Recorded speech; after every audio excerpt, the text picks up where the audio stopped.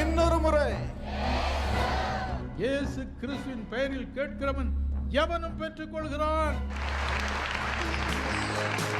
துக்கம் சந்தோஷமாய் மாறும். கண்ணீரெல்லாம் தோடைப்பார்,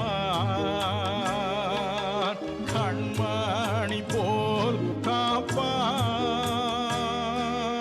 கார்மேகம் போன்ற கஷ்டங்கள் வந்தாலும் கனிவோடே உன்னை காத்திடவே இயேசு அழைக்கிறார், இயேசு அழைக்கிறார்.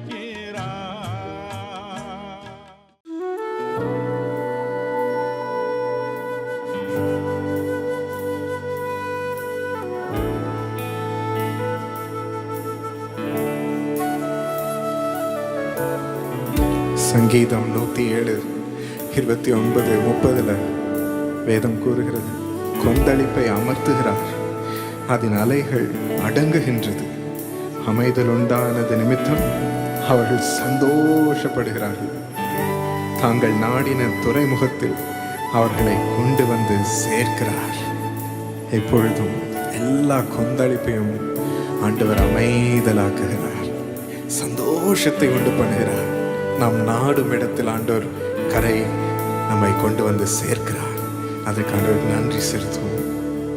வியாதியின் மத்தியில் நீ எழும்பிடுகின்றீரே யெகோவா ராஃபா, என் சுகம் நீரானீரே. வியாதியின் மத்தியில் நீ எழும்பிடுகின்றீரே யெகோவா ராஃபா, என் சுகம் நீரானீரே. கடந்த நாட்களில் என்னுடனே இருந்தீர், என்றும் என்னரே என் கூடவே வந்தீர். வருங்காலங்களிலும் நீரே இருப்பீர். எழும்பி வரும் புயல்களிலே நீரே எந்தன் கண்மலை. பொங்கி வரும் அலைகளிலே உன் பாதத்தின் சுவடுகளே.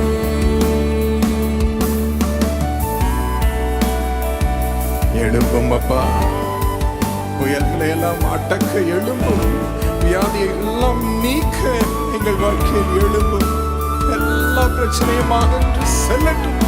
இயேசுவே, உம்மை அதற்கு கனப்படுத்துகிறேன்.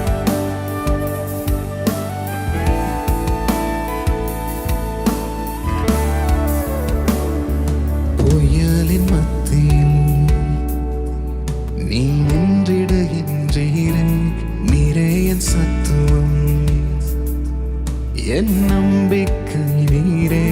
புயலின் மத்தியில் நீ நின்றிடுகின்றீரே, நீரே என் சத்துவம், என் நம்பிக்கை நீரே.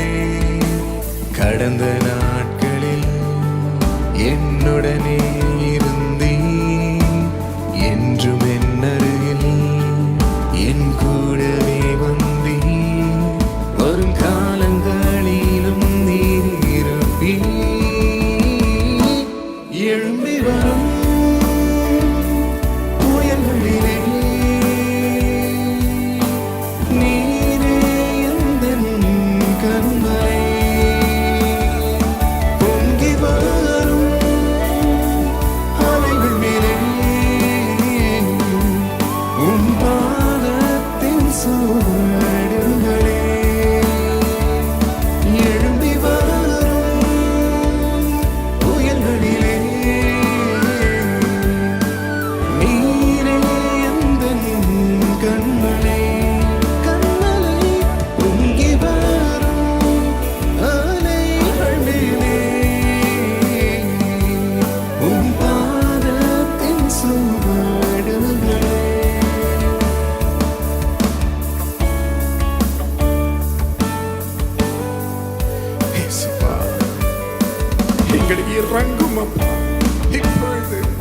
எங்களுக்கு இறங்கி வந்து உடைய கிரியைகளை செய்யும், அற்புதங்களை செய்யும். எங்களை எழுப்பும் சுவாமி. இப்பொழுது அற்புதங்கள் நடப்பதா அதற்கு எங்களை ஒப்புக் கொடுக்கிறோம். எங்களை சுத்தமாகி சுகமளியும். இயேசுவே எனக்கு இறங்கிடுமே, அழுதிடும் எந்தன் சத்தம் கேடுமே, வடியும் எந்தன் கண்ணீர் துடைக்க ஒரு முறை என்னை நோக்கி பாருமே.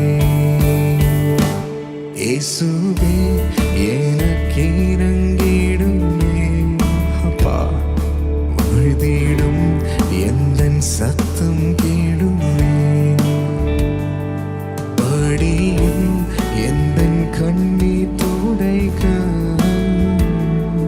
ஒரு முறை என்னை நோக்கி பாருமே. அவரே என்னை திரும்பி பார்த்தார், அவரே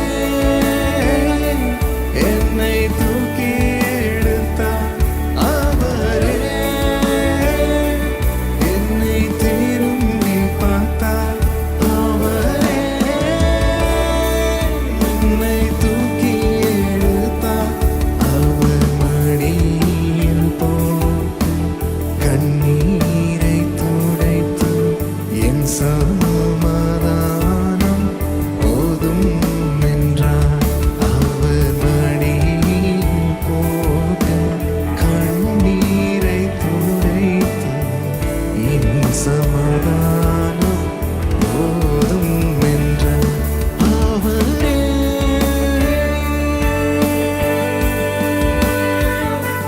அவரே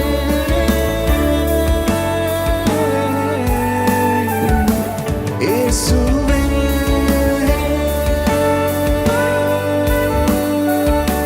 இயேசுவே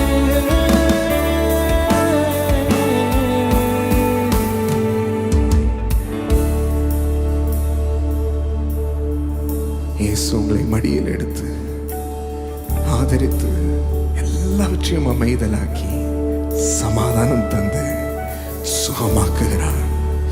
அவர் சுகத்தை பெற்றுக்கொள்ளுங்க, வாழ்வில் விடுதலை பெற்றுக்கொள்ளுங்க. எல்லாவற்றையும் சந்தோஷமாக்கி கரை சேர்க்கும் இயேசுவுக்கு நன்றி செலுத்துங்க. Thank you Lord.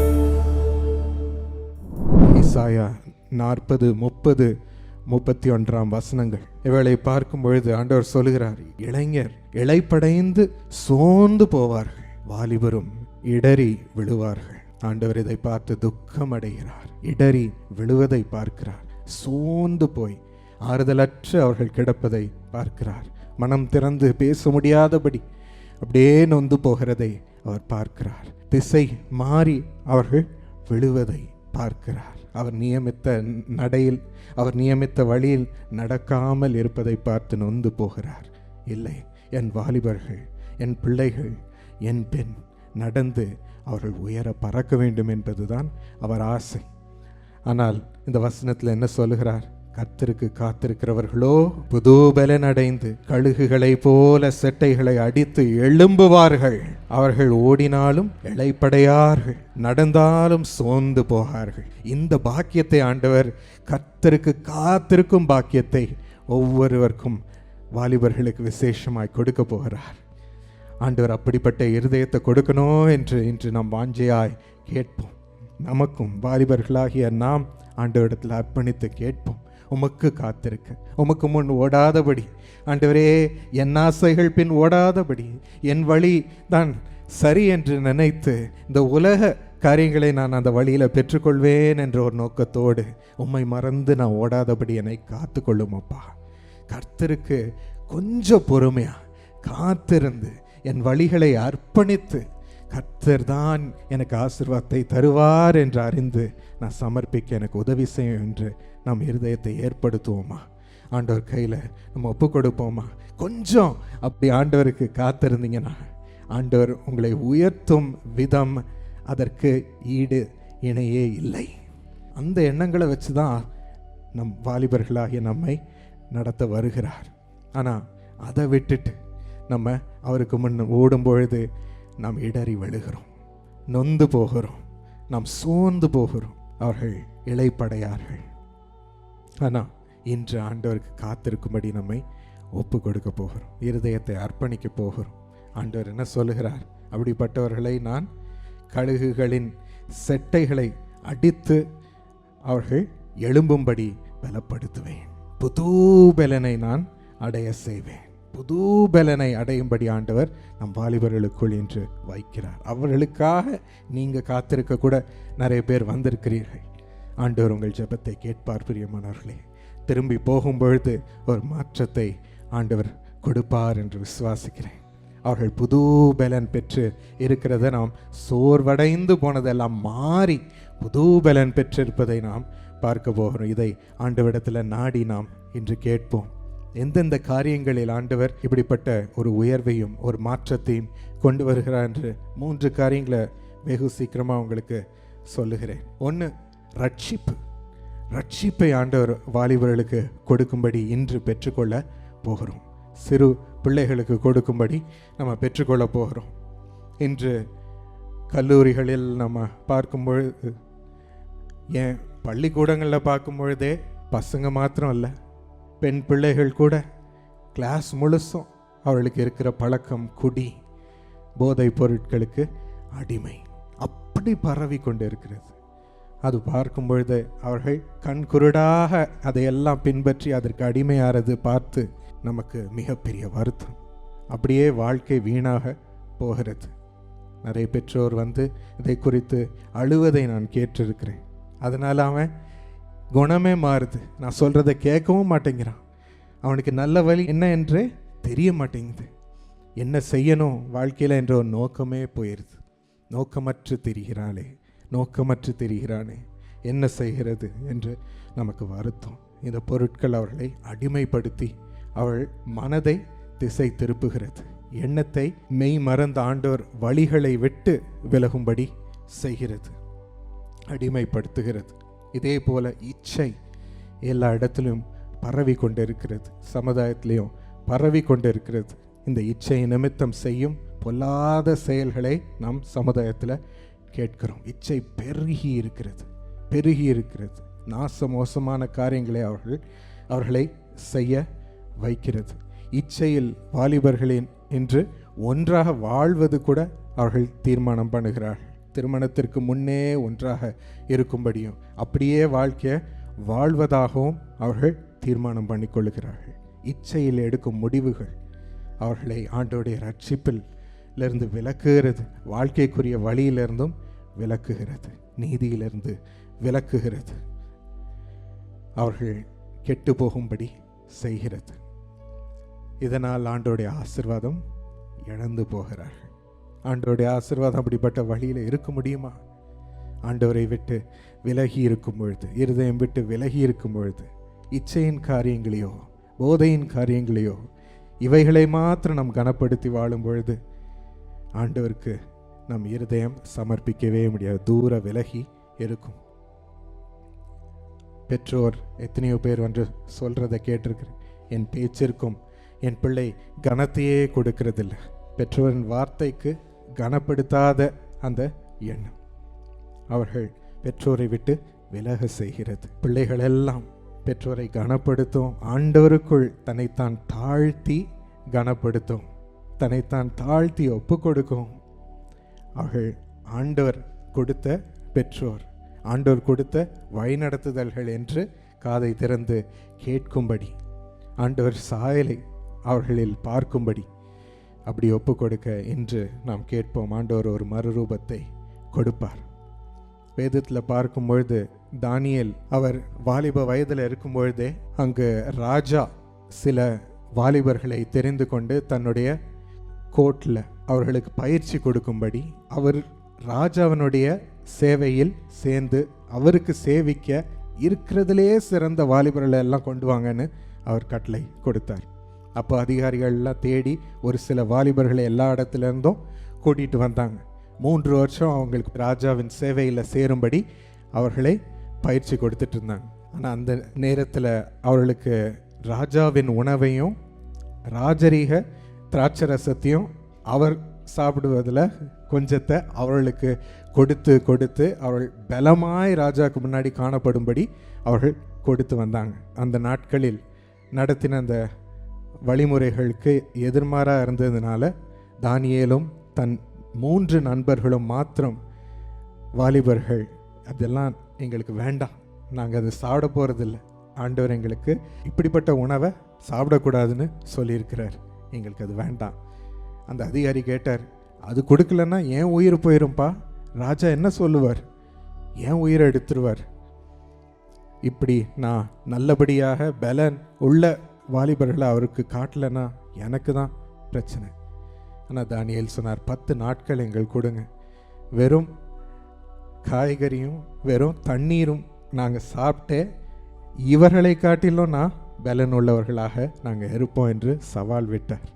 நீங்கள் காத்திருந்து பாருங்கள், ஆண்டவருடைய சொன்ன விஷயங்களில் எப்படி அவங்க நீதியாக அப்படியே பிடிச்சு விசுவாசித்தாங்க. என்னதான் உலக சாப்பாடு அவ்வளோ பலனுள்ள சாப்பாடாக தான் தெரிஞ்சுது, நல்ல பலப்படுத்தும் சாப்பாடாக தான் தெரிஞ்சுது. ஆனால் அந்த சோதனைகளுக்கு தன்னைத்தான் ஒப்பு கொடுக்கவே இல்லை. ஆசையாக இருந்திருக்கும், ஆனாலும் ஒப்பு கொடுக்கல. ஆண்டவர் சொன்ன கட்டளைக்கு அவர்கள் கீழ்ப்படிந்து இருந்தார்கள். கடைசியில் என்னாச்சு, நல்ல மீட் எல்லாம் சாப்பிட்டு உண்டு பயிற்சி பெற்ற அந்த மற்ற வாலிபர்களை காட்டிலும் இவர்கள் எவ்வளோ பலன் உள்ளவர்களாக காணப்பட்டார்கள். தெய்வீக பலன் அவர்களை நிரப்பி இருந்தது. ஆண்டவர் கீழ்ப்படியும் பொழுது ஆண்டவர் கொடுக்கும் இந்த ஐஸ்வர்யங்கள், இந்த ஆசீர்வாதங்கள் நம் வாழ்வை நிரப்பும். அதிகாரி ஆச்சரியப்பட்டான். ராஜா இவர்களை விசேஷித்து பார்த்தார், எப்படி இவர்கள் தனித்து இப்படி நிற்கிறார்கள் என்று. அவர்கள் அதில் உறுதியாக இருந்தார்கள். சங்கீதம் 119:9 சொல்லுகிறது, வாலிபன் தன் வழியை எதனால் சுத்தம் பண்ணுவான், உமது வசனத்தின்படி தன்னை காத்து கொள்ளுகிறதுனால் தானே. உமது வசனத்தின்படி தன்னைத்தான் காத்து கொள்ளுகிறதுனால் வாலிபன் தன் வழியை சுத்தம் பண்ணுவான். ஆண்டவருடைய போதனைகள், அவர் வசனங்களை அறிந்து அவர் வழிகள் என்ற ஆண்டவருக்கு என்ன காரியம் ரொம்ப பிடிக்கும், அந்த காரியங்களில் நம்ம விருப்பத்தை செலுத்த செலுத்த செலுத்த நம் வழிகள் எல்லாம் ஆண்டவருக்கு முன் பரிசுத்தமாக இருந்து ஆண்டவர் அதற்கு பலன் அளிக்கிறார். அதையே விரும்புங்க, அதையே விரும்பி நாட ஒரு இருதயத்தை இன்று ஆண்டவர்கிட்ட கேட்போம். என் வழிகளெல்லாம் சுத்தமாக இருக்க ஆண்டவரே, உம் வசனங்களையே விரும்பி நீர் கற்பிப்பதை நான் அப்படியே பிடித்து எனக்குள் காத்துக்கொள்ள எனக்கு உதவி செய்யும் சுவாமி என்று. இதில் விதவிதமான ஒரு ப்ரெஷர் அவங்க வாழ்க்கையில் வருவதனாலும் அவர்கள் நொந்து போகிறார்கள். விதவிதமான பாரங்கள் அவர்களை அழுத்துவதனால் அவங்க முன் செல்ல முடியாமல் இருக்கிறார்கள். இந்த பாரங்கள் அவர்களுக்கு மிகுந்த வருத்தத்தை, மன வருத்தத்தை அவர்களுக்குள் கொண்டு வருகிறது. இதில் எப்படி விடுபடுறதுன்னு தெரியாமல், இதிலேருந்து எப்படி வெளிவர்றதுன்னு தெரியாமல் அழுத்தி அழுத்தி மன வருத்தத்தை அவர்களுக்கு கொடுக்கிறது. இது ஏன் அவர்களை எப்படி அழுத்துது? அவங்களுக்கு ஒரு ஆங்கரே இல்லை, ஒரு அஸ்திபாரமே இல்லை. அவ்வளோ வீக்காக இருக்குது அவங்க வாழ்க்கையின் அஸ்திபாரம். பின்னாடி விழுறதுக்கு ஒன்றும் இல்லை, தாங்கிறதற்கு ஒன்றும் இல்லை. இதனால் அவங்களுக்கு குடும்பம் உடஞ்சி போனதுனால வரும் ஒவ்வொரு பாரம், இதை அவங்களுக்கு ஹேண்டில் பண்ண தெரியல. இது மத்தியில் அவங்களுக்கு வாழ தெரியல, படிக்க தெரியல.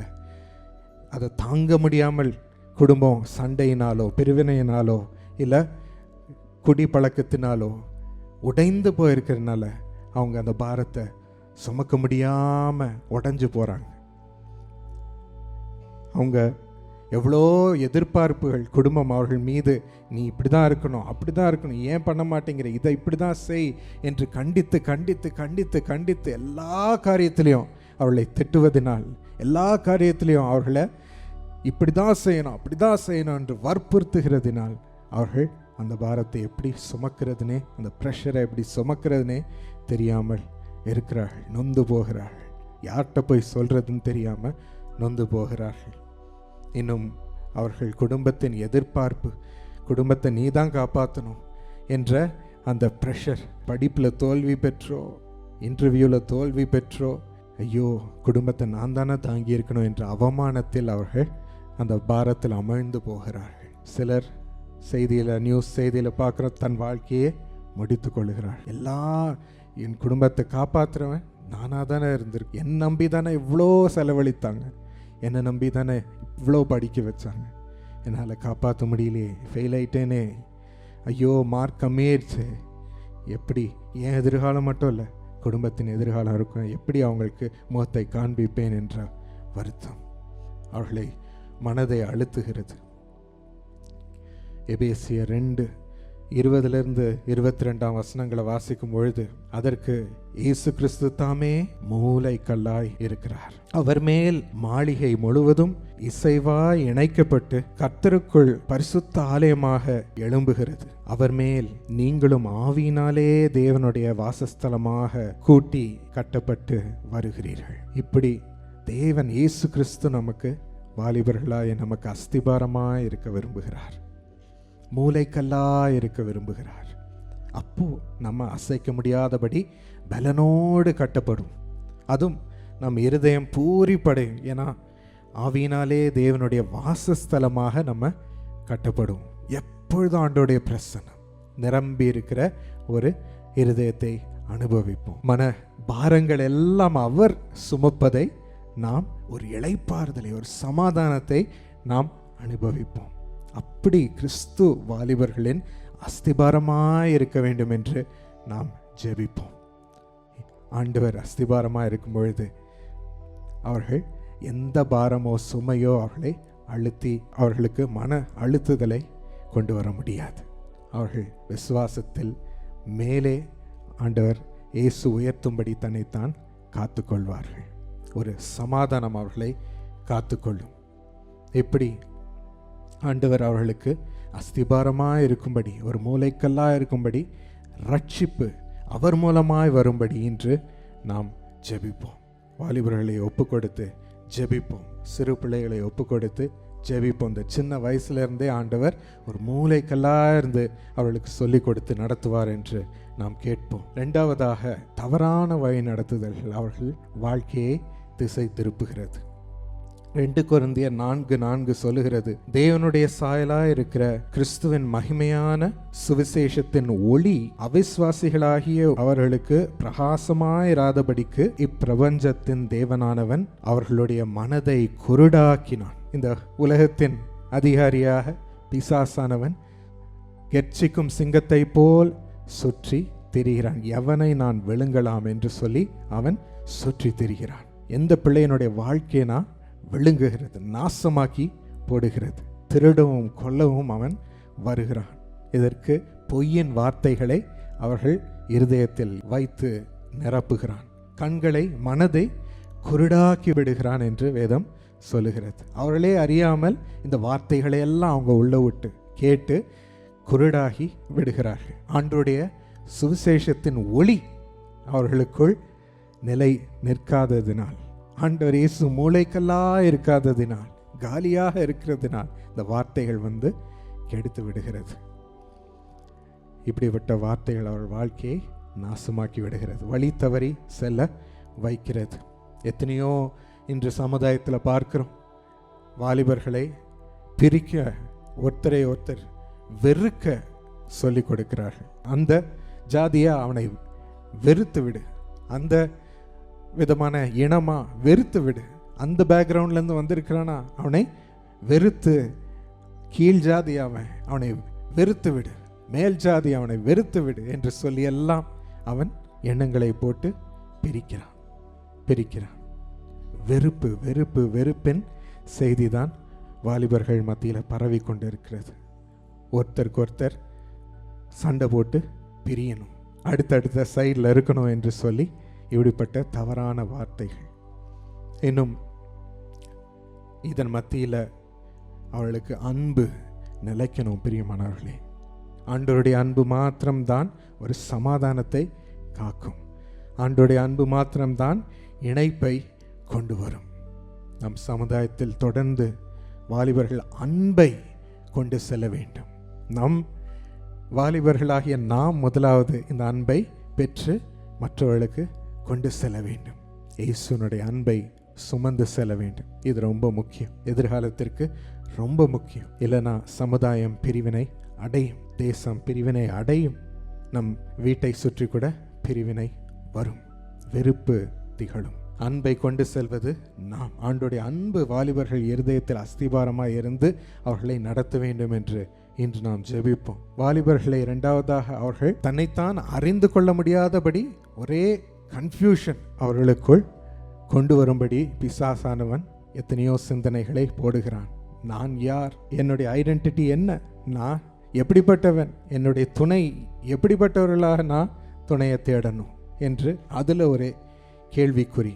இன்னும் திருமணமாகணுமா என்று இப்படிப்பட்ட கேள்விக்குறி.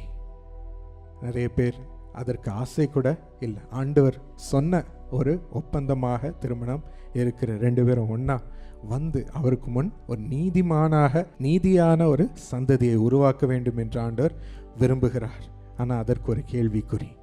நல்ல நேயங்கள், ஆண்டோருடைய குணாதிசயங்கள், ஆண்டோருடைய வேல்யூஸ், இவைகள் எல்லாம் அவர்களுக்குள் காணப்படுவதில் கேள்விக்குறியாக இருக்கிறது. அதில் நிலை நிற்பதில்லை, அதை விட்டுவிடுகிறார்கள். இதிலெல்லாம் பிசாசு மாயமாலத்தை கொண்டு வருகிறான், அவர்களை கேள்வி கேட்க வைக்கிறான், மனதை அவன் கன்ஃபியூஸ் பண்ணி விடுகிறான்.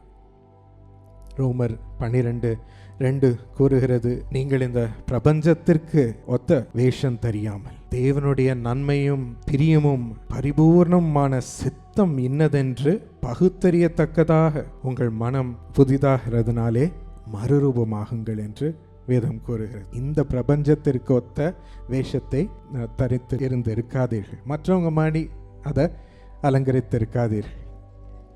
நீங்கள் உங்கள் மனதில் நன்மையும் பிரியமும் பரிபூர்ணமான தேவனுடைய சித்தம் இன்னதென்று பகுத்தறிந்து நீங்கள் அவரிடத்தில் நாடி அதை அறிந்து பெற்றுக்கொள்ளுங்க. உங்கள் மனம் அப்பொழுது புதிதாக இருக்க மறுரூபம் ஆகும். அதனால்தான் இந்த ஆண்டவர்கிட்ட நம்ம மனதை சமர்ப்பிக்க வந்திருக்கிறோம்.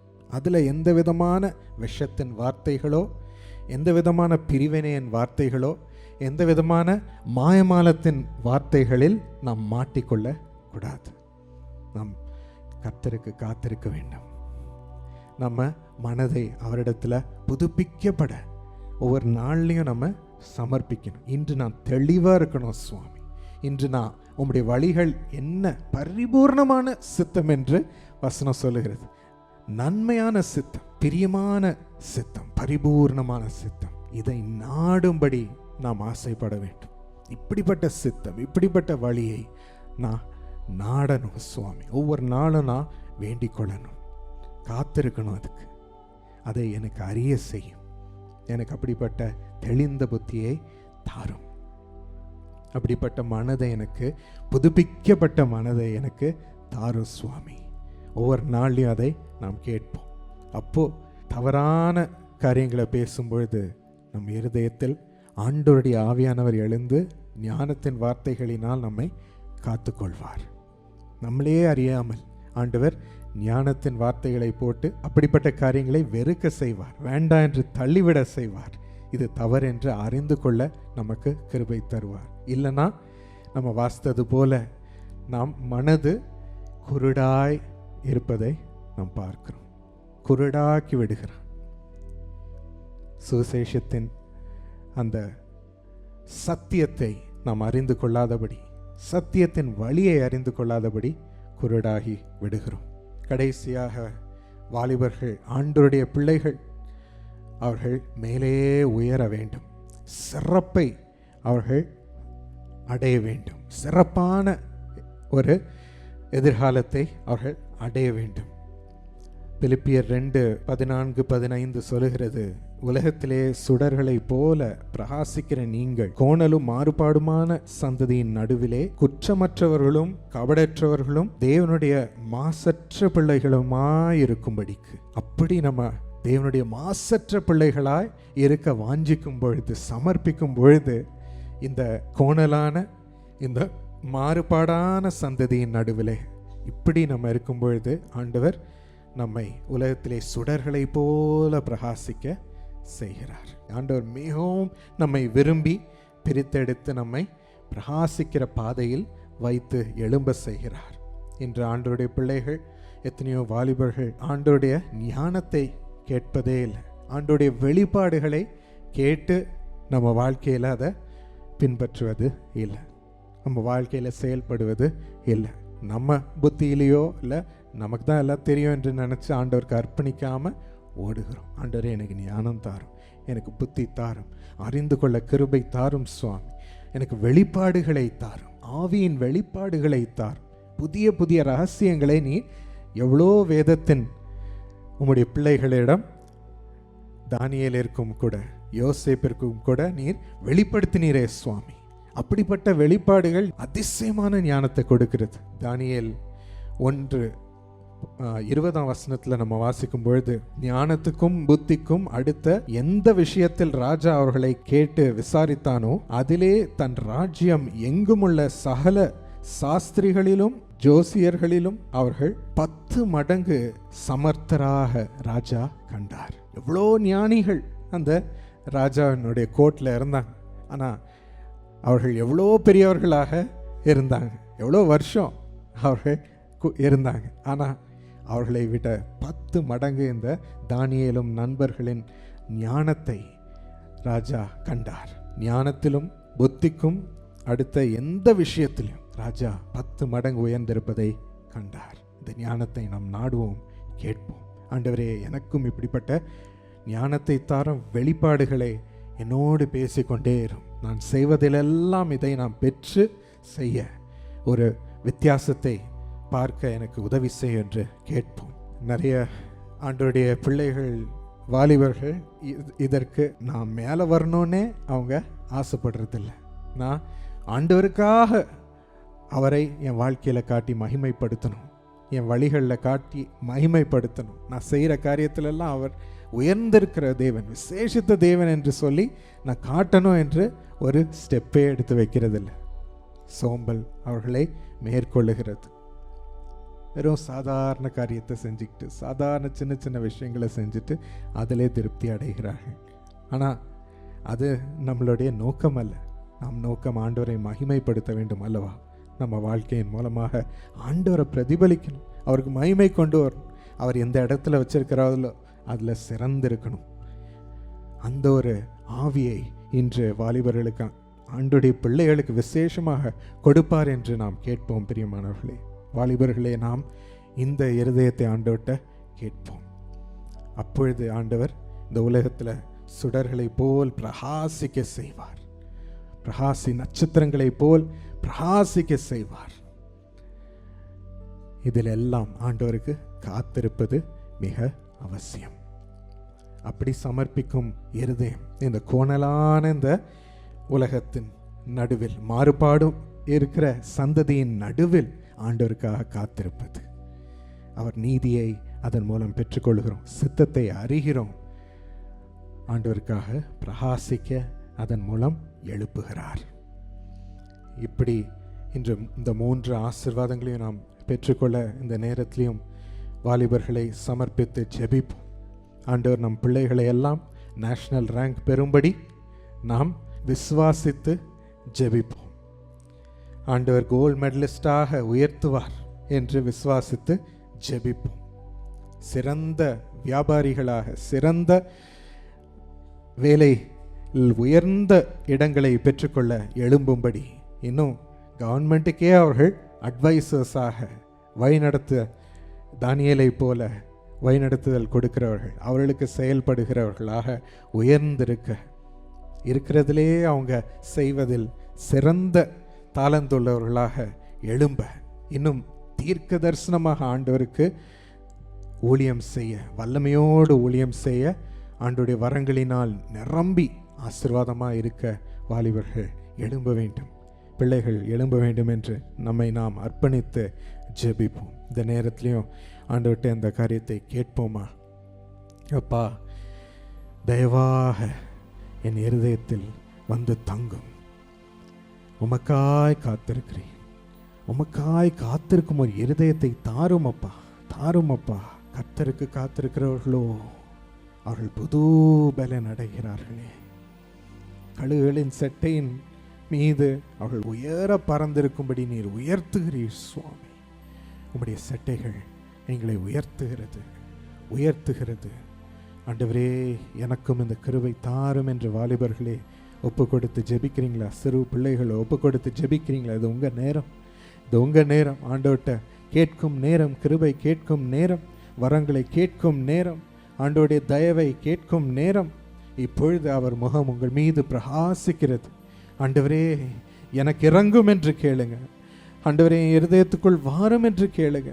என்ன பண்ணுறதுன்னே தெரியலையே, இச்சை எனக்கு வருகிறது ஒரு பக்கத்தில், அதை எப்படி தாக்குகிறது என்று தெரியல, எப்படி தாண்டுகிறது என்று தெரியல சுவாமி. பலனற்று இருக்கிறேன் சுவாமி, பலனற்று இருக்கிறேன்ப்பா. அப்பா, எனக்கு இந்த தவறான வார்த்தைகள் போதிக்கப்படும் பொழுது அதை எப்படி மேற்கொள்றதுனே தெரியலையே, ஞானமற்று இருக்கிறேன். உங்களுடைய சித்தம் என்னதென்று அறியாமல் இருக்கிறேனே, அதற்கு சமர்ப்பிக்காமல் இருக்கிறேனே, என்னை மன்னியும் என்று கேளுங்க பிரியமானவர்களே. அதை நாட எனக்கு ஒரு இருதயத்தை தாருமப்பா. சித்தத்தை நாடி உம்மை அப்பா தாகமாய் தேட எனக்கு கிருபை தார். உமக்கு காத்திருக்க எனக்கு கிருபை தாரு சுவாமி. அப்பா, பாரங்களில் எல்லாம் சிக்கியிருக்கும் வாலிபர்களை தயவாய் சந்தித்து அவர்களை விடுதலை செய்யும் அப்பா.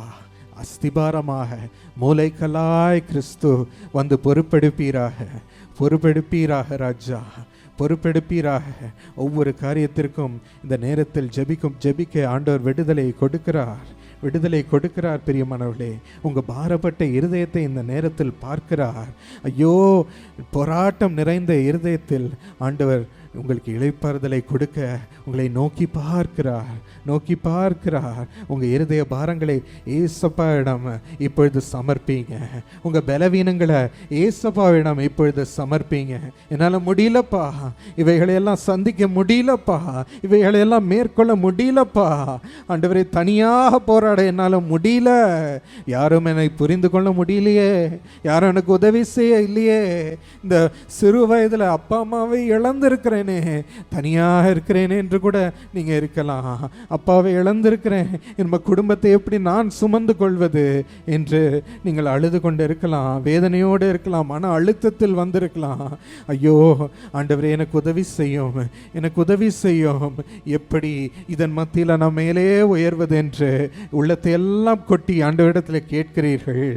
S, God is listening. ஆண்டவர் கேட்டு கொண்டிருக்கிறார், இதையெல்லாம் அவர் கேட்டு கொண்டிருக்கிறார். என் செல்ல பிள்ளை என்னோடு ஷேர் பண்ணுகிற ஒவ்வொரு காரியத்தையும், சொல்லும் ஒவ்வொரு காரியத்தையும் நான் கேட்டு பதில் கொடுக்க வேண்டும் என்று ஆண்டவர் உங்களை நோக்கி வருகிறார். அவரை பெற்றுக்கொள்ளுங்க, இருதயத்தில் பெற்றுக்கொள்ளுங்க பிரியமானவர்களே. அவர் ஆவியை உங்கள் மீது ஊற்றுகிறார். பரிசுத்த ஆவியானவரை உங்களுக்கு பலன் கொடுக்கும்படி, மன உறுதியை கொடுக்கும்படி, தைரியத்தை கொடுக்கும்படி உங்களுக்கு அனுப்புகிறார். பரிசுத்த ஆவியானவரை பெற்றுக்கொள்ளுங்க. ஆண்டவர் இயேசு இப்பொழுது பரிசுத்த ஆவியானவர் மூலம் உங்கள் இருதயத்தில் வசிக்கும்படி வருகிறார். உங்களை எல்லா காரியத்திலையும் தாங்கி வழி நடத்தும்படி வருகிறார். நாம் சமர்ப்பிப்போமா? ஆண்டவரிடத்தில் எல்லாத்தையும் நாம் தள்ளிவிட்டு, ஆசைகளை தள்ளிவிட்டு, இச்சைகளை தள்ளிவிட்டு, ஐயோ நம் சித்தம் என்று நினைத்ததையெல்லாம் தள்ளிவிட்டு, தவறான இந்த வார்த்தைகளுக்கு நம்மை சமர்ப்பித்ததையெல்லாம் தள்ளிவிட்டு ஆண்டவரிடத்தில் மனம் திரும்பி அழுவோமா? ஆண்டவரிடத்தில் மனம் கசந்து அழுவோமா? ஆண்டவரே, தயவாக என்னை மன்னியும், என்னை ரட்சியும். ஆண்டவரே, உம்மை விட்டு தூரமாக போயிருக்கிறேன் சுவாமி, உம்மை விட்டு தூரமாக தள்ளி போயிருக்கிறேன் ராஜா. அப்பா, உமக்காக காத்திருக்காம நான் போயிட்டேனே ராஜா, என்னை மன்னியும், உம்மிடம் இழுத்து கொண்டு வாரும் சுவாமி. அப்பா, மீண்டும் உம்முடைய பிரசன்னத்தை எனக்கு கொடுப்பீரா என்று கேட்கும் சத்தத்தை கேளுமப்பா. அவளுக்கு மனம் இறங்கும், இப்பொழுது மனம் இறங்கும் ராஜா. அர்ப்பணித்திருக்கும் உன் பிள்ளைகளை நோக்கி நீர் பாரும் சுவாமி, பாருமப்பா. அவளுக்கு நீர்தான் தேவன், நீர்தான் வழிகாட்டியாய் உம்முடைய சித்தத்தை வெளிப்படுத்த பயன்படுத்தி அதில் நீர் நடத்தி உயர்த்த வேண்டும் ராஜா. அப்பா, அவர்களை மேலே உயர்த்தணும் ராஜா. அப்படிப்பட்ட வாழ்க்கையை உம்மிடம் சமர்ப்பிக்கிறாங்க ஆண்டவரே. நீர் தான் என்னை சாம்பியனாக உயர்த்தும் அப்பா, என்னை சிறந்தவனாக உயர்த்தும் அப்பா. மிகுந்த தாளந்துள்ளவளா என்னை உயர்த்தும், மிகுந்த அபிஷேகம் பெற்றவளா என்னை உயர்த்தும் சுவாமி. அப்பா, தீர்க்க தரிசன வரத்தினால் நடத்தப்படும் உம்முடைய பிள்ளையாய் என்னை உயர்த்தும் ராஜா. என்னை நிரப்பும் சுவாமி என்று அர்ப்பணிக்க இப்பொழுது ஆண்டவரே அவர்களை நிரப்பும் சுவாமி. ஒவ்வொரு இருதயத்திலும் பாய்ந்து செல்லும் ராஜா. ஒவ்வொரு இருதயத்திலும் உம்முடைய ஞானத்தை ஊற்றும் அப்பா. உம்முடைய ஞானம், புத்தி, அறிவு இவைகளை எல்லாம் அவர்களுக்குள் ஊற்றும்படி பரிசுத்த ஆவியானவரினால் நிரப்பும் சுவாமி. பரிசுத்த ஆவியானவரே இப்பொழுது உங்களுக்குள் இறங்குகிறார். சமர்ப்பீங்க. இந்த நேரத்தில் பரிசுத்த ஆவியானவர் பொறுப்பெடுத்துக் கொள்கிறார். உங்களை நிரப்பி இனி அவரே நடத்தும்படி வருகிறார், அவரே போதிக்கும்படி வருகிறார், அவரே ஆசீர்வாதத்திற்குள் நடத்த வருகிறார். ஹல்லேலூயா. இனி நீர் நண்பராக எங்களோடு அப்பா பேசும்படி, உலாவும்படி அப்பா, எங்கள் கூட நிற்கும்படி, பலப்படுத்தும்படி கூட வருவதற்கு ஸ்தோத்திரம். வழி திறந்து கொடுப்பதற்கு ஸ்தோத்திரம் சுவாமி. இப்பொழுது உம் பிள்ளைகளை பலப்படுத்துவதற்கு நன்றி. பலன் இறங்குகிறது, புது பலன் இறங்குகிறது, புது பலன் உள்ளத்தை நிரப்புகிறது. ஐயோ, பயங்களை எல்லாம் நீக்கி தள்ளிவிடுகிறது, எல்லா பாரங்களையும் நீக்குகிறது, பழையவைகளை நீக்குகிறது. ஆண்டவர் புது பலனை இறங்க செய்கிறார். அதே இடத்தில் புது பலனை பெற்றுக்கொள்ளுங்க, இயேசுவின் நாமத்தில் பெற்றுக்கொள்ளுங்க. இப்பொழுது ஆண்டவர் புது பலனை கொடுப்பதற்கு ஸ்தோத்திரம் பண்ணுங்க. ஆண்டவரே, ஆசீர்வாதத்தின் பாதையை திறந்துள்ளோம் உமக்கு சமர்ப்பித்திருக்கிற பிள்ளைகளுக்கு அப்பா இப்பொழுது நீதி செய்யும் சுவாமி. அவளுக்கு இறங்கி அப்பா படிப்பில் மேன்மையான ஒரு மார்க்ஸை தாரோ சுவாமி. முதலான மார்க்ஸை ஒவ்வொரு சப்ஜெக்ட்லையும் தாரோ ராஜா. தலைகீழாக மாற்றிவிடும். வீக்காக இருக்கும் அந்த இடத்திலே அவளை மேன்மைப்படுத்தி உயர்ந்த மதிப்பெண்களை தாரோ சுவாமி. உயர்ந்த மதிப்பெண்களை தாரோம். தோல்வி போதும் ராஜா. ஆண்டவரே, அவர்கள் கல்லூரியிலையோ பள்ளிக்கூடத்திலேயோ சரி, அவர்கள் ஆண்டவருக்கு எடுத்துக்காட்டாய் நிற்கட்டும் சுவாமி.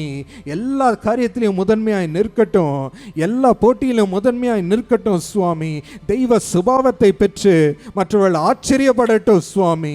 இவள் எவ்வளோ முத்தான பிள்ளையாக இருக்கிறாள், இவன் எவ்வளோ எனக்கு உதவி செய்திருக்கிறான் என்று சொல்லி அப்பா தெய்வீகத்தை காட்டும் பிள்ளைகளாய் அவர்களை மறுரூபப்படுத்துவதற்கு ஸ்தோத்திரம் சுவாமி. அப்பா, நீர் எல்லா காரியத்திலும் உயர்த்த பரிசுத்த ஆவியானவர் என்று கூட இருந்து நீர் கற்பிக்க போவதற்கு நன்றி சுவாமி. அப்பா, உம்முடைய வழிநடத்துதல்களுக்கு நன்றி ராஜா. பரிசுத்த ஆவியானுடைய சத்தத்திற்கு நன்றி என்று சொல்லுங்க. இனி உங்களோடு பேசி நடத்த பரிசுத்த ஆவியானவர் ஒன்றிணைந்திருக்கிறார். அவருக்கு ஸ்தோத்திரம் பண்ணி பெற்றுக்கொள்ளுங்க. பரிசுத்த ஆவியானவரை நண்பராய் பெற்றுக்கொள்ளுங்க. அவர் சுபாவத்தை உங்களுக்கு கொடுக்கிறார். கிறிஸ்துவின் காரியங்களுக்கு விரும்பும்படி ஒப்பு கொடுக்க உதவி செய்கிறார். அவர் வசனத்தை உங்களுக்குள் காத்துக்கொள்ள ஆண்டவர் கிருபை தருகிறார். அதே பின்பற்ற உங்களுக்கு உதவி செய்கிறார். பெற்றோருக்கு தாழ்மையாய் ஒப்பு கொடுத்து அவள் சொல்வதில் எல்லாம் கீழ்ப்படிந்து நடந்த ஆண்டவருடைய ஆசீர்வாதத்தை பெற்றுக்கொள்ள உங்களுக்கு வழி கொடுக்கிறார், இருதயத்தை கொடுக்கிறார். ஸ்தோத்திரம் பண்ணி பெற்றுக்கொள்ளுங்க.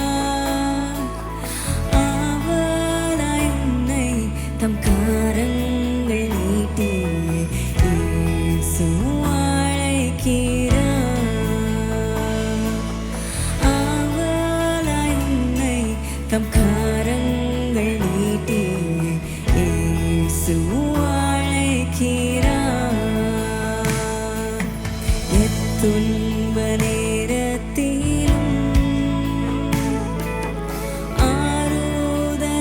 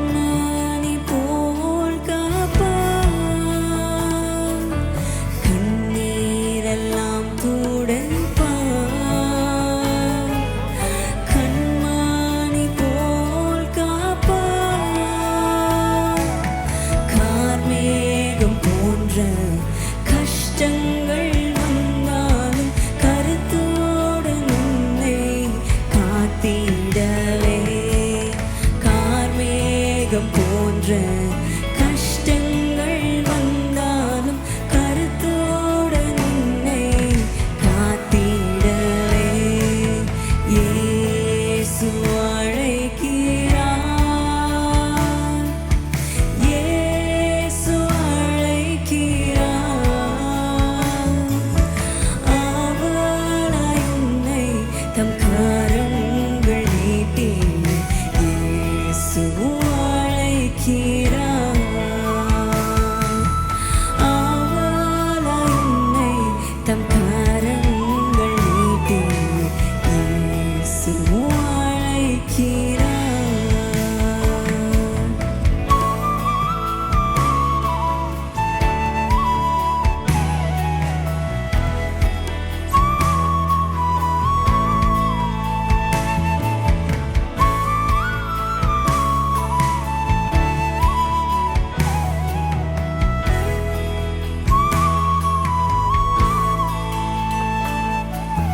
சகல வியாதியையும் குணமாக்க வல்லவராம். சகல வியாதியையும் குணமாக்க வல்லவராம். யாராயிருந்தால் பேதங்கள் இன்றியே கிருபையாய் அன்பை அளித்திடவே. யாராயிருந்தால் பேதங்கள் இன்றியே கிருபையாய் அன்பை அளித்திடவே இயேசு அழைக்கிறார். இயேசு அழைக்கிறார். அவளாய் உன்னை தம் கரங்கள் நீட்டி இயேசு அழைக்கிறார். அவளாய் உன்னை தம் கரங்கள் நீட்டி இயேசு அழைக்கிறார்.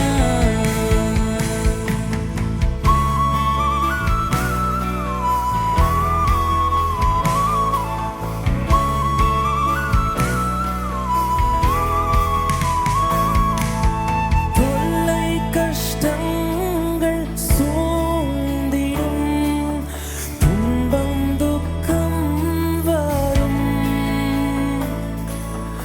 இன்பத்தில் துன்பம் நேர்ந்திடும், இருளாய் தோன்றும் எங்கும்.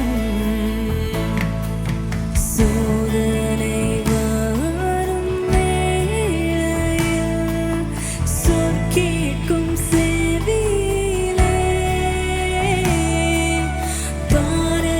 பாரத்திலிருந்து ஜெயம் வரும். பரன் உன்னை காக்க வல்லோர்.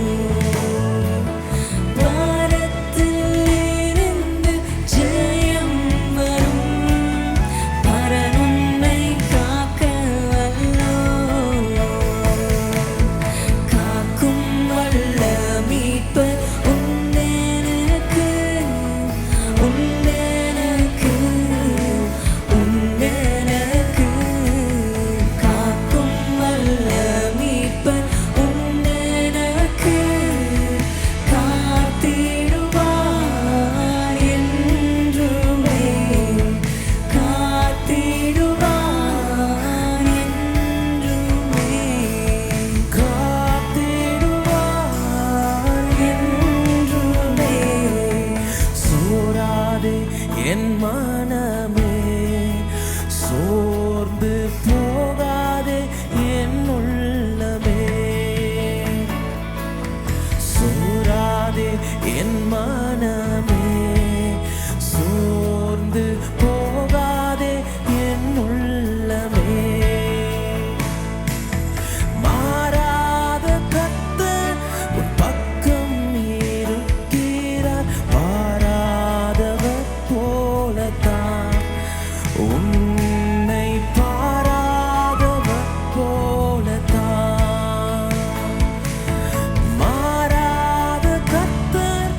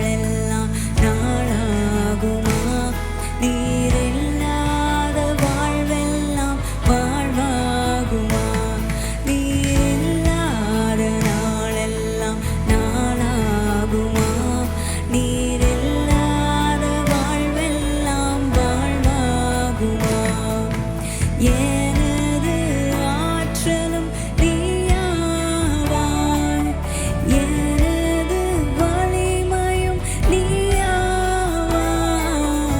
எனது ஆற்றலும் நீயாவாய், எனது வலிமையும் நீயாவாய், எனது அரணம் நீயாவாய், எனது கோட்டையும் நீயாவாய், எனது ஆற்றலும் நீயாவாய், எனது கோட்டையும் நீயாவாய். நீரில்லாத நாளெல்லாம் நாளாகுமா? நீரில்லாத வாழ்வெல்லாம் வாழ்வாகுமா? நீரில்லாத நாளெல்லாம் நாளாகுமா?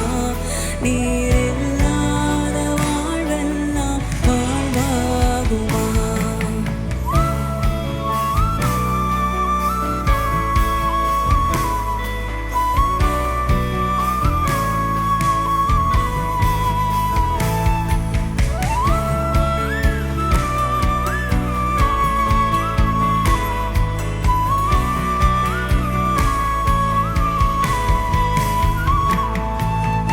எனது நினைவும் நீயாவாய், எனது மொழியும் நீயாவாய்,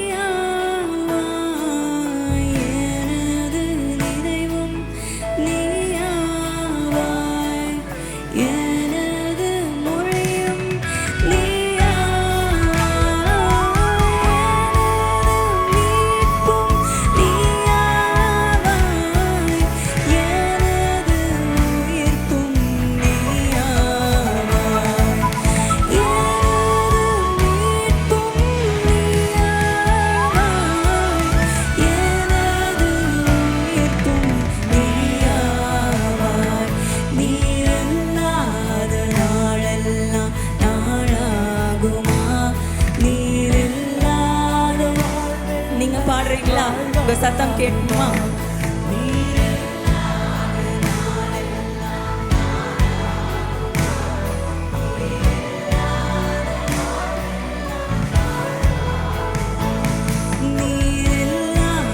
நாளெல்லாம்